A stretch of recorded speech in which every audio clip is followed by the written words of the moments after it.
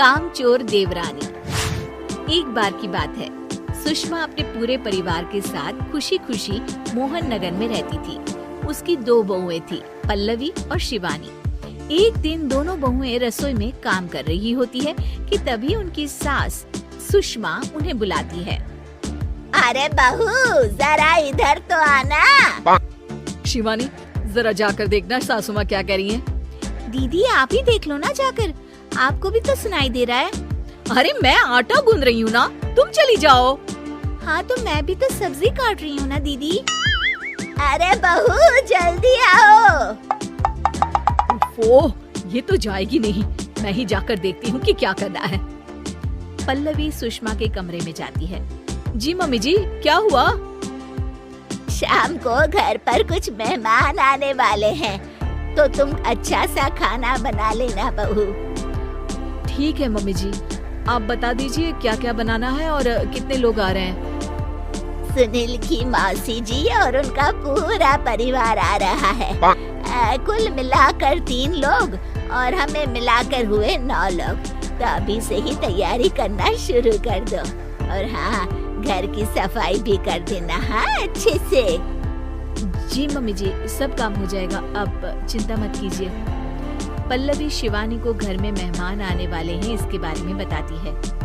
क्या 9 लोगों का खाना बनाना होगा, घर की सफाई करनी है? बाप रे, सासू माँ ने तो हमें घर की नौकरानी ही समझ कर रखा है। ऐसा नहीं बोलते शिवानी, हम इस घर की बहू हैं और घर के काम करना हमारा फर्ज है। दीदी तो है ही सासू माँ की चमची, जब देखो सासू माँ सासू माँ।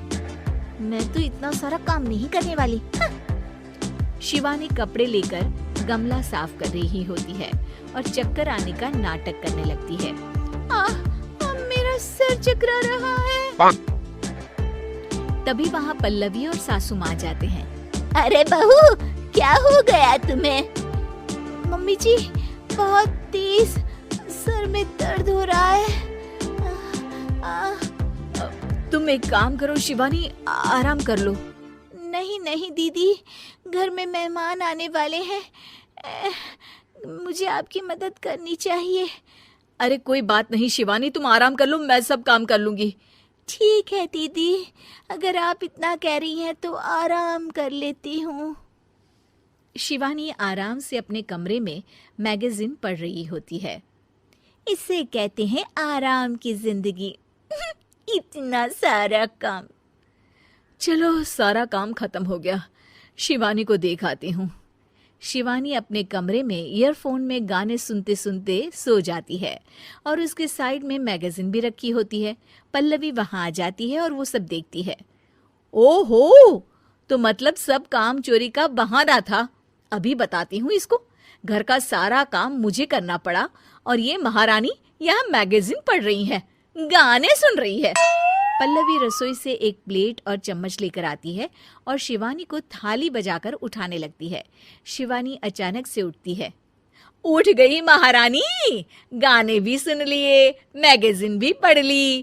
तुम तो बहुत बड़ी झूठी निकली शिवानी। तुमने सर दर्द का बहाना बनाया ताकि काम करने से बच सको। हाँ बनाया बहाना, तो क्या करती, इतने सारे काम करती। मुझे कोई शौक नहीं है चापलूसी का। क्या चापलूसी? तुम्हें लगता है कि मैं सारे काम चापलूसी के लिए कर रही हूँ? नहीं तो क्या। तभी वहाँ सासू माँ आ जाती हैं। अरे बहू, वो लोग बस आने ही वाले हैं, तुम तैयारियां कर लो। जी सासू माँ, तुझे तो मैं बाद में देखती हूँ। सब खाना खाने बैठते हैं और खाना शुरू करते हैं। तभी सुनील की मौसी बोलती है। वाह भाई वाह, खाना तो बहुत ही अच्छा बना है सुषमा जी, एक एक चीज में क्या स्वाद है। ये सुनकर शिवानी मुंह बना लेती है। उसे अपनी जेठानी की इतनी तारीफ रास नहीं आती। आपकी बहुएं तो बहुत ही अच्छा खाना बनाती हैं। हाँ बनाती तो दोनों ही अच्छा है, पर आज ना ये सारा खाना बड़ी बहू ने बनाया है। छोटी बहू की तबीयत ठीक नहीं थी, सो इसलिए। मानना पड़ेगा सुषमा जी, आपकी बड़ी बहू तो बहुत ही गुणवान है। पल्लवी की तारीफ सुनकर शिवानी को जलन होती है। पल्लवी ये सुनकर खुश हो जाती है और शिवानी की तरफ देखकर उसे चिढ़ाती है। कुछ देर बाद मेहमानों के जाने का वक्त हो जाता है। मौसी जी सबके लिए उपहार लाई होती है। वो सबको शगुन के पैसे देती हैं और अंत में पल्लवी के पास आती है। तुम्हारे लिए शगुन का लिफाफा तो है ही, पर बहू तुम्हें एक और उपहार भी मिलेगा इतना अच्छा खाना बनाने के लिए।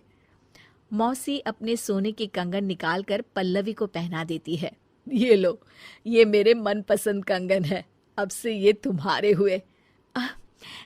धन्यवाद मौसी जी। ये देखकर शिवानी तो पूरी तरह से जल जाती है और गुस्से से रसोई में चली जाती है।